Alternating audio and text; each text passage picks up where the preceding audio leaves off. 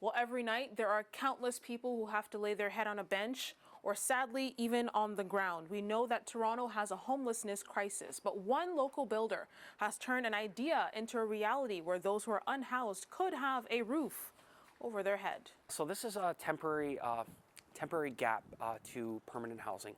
I shouldn't even had to build something like this. Ryan Dene works in construction. He says he was inspired by another man who was trying to help people find shelter during the pandemic. There is a gentleman, Khalil, who was building shelters. I thought what he was doing was great. During COVID, we had a lot of people displaced. The pandemic finished.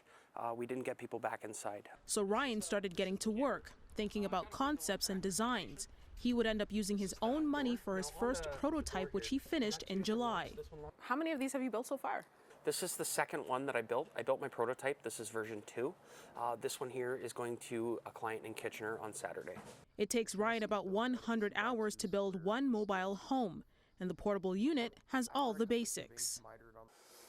Inside here, you got 12 cubic feet of storage underneath the bed, which is quite a bit to keep your clothes and stuff. When you're ready to go to sleep, you take the back off the bed, it slides down, and this one goes here. And it's a little bit bigger than a single bed. When you want to eat or do something, you got a table right here. This table also has a shelf back here. We got LED lights in here. They got dimmers, they change color. You got a ventilation fan here to keep it cool in the summertime. There's also an area for a cooktop, more storage, sink with rechargeable faucet, USB ports, and a thermostat. For anyone living on the streets, these necessities feel like luxury. I couldn't imagine being outside in the rain with record rainfalls or being in the wintertime in minus 20. We need to house people in a more dignified way. Homelessness in Toronto continues to be a major concern. According to numbers from 2023, the city sheltered nearly 11,000 people, 9,000 of whom are in the shelter system.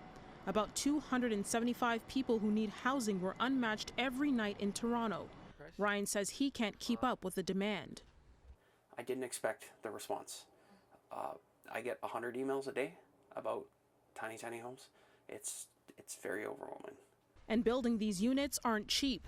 It's quite costly right now, but once the homes are in production, Ryan hopes the costs will be around $5,000 a unit. I'm looking to get funding anyway. So far it's come from the private sector. I would love to get some help with some city funding.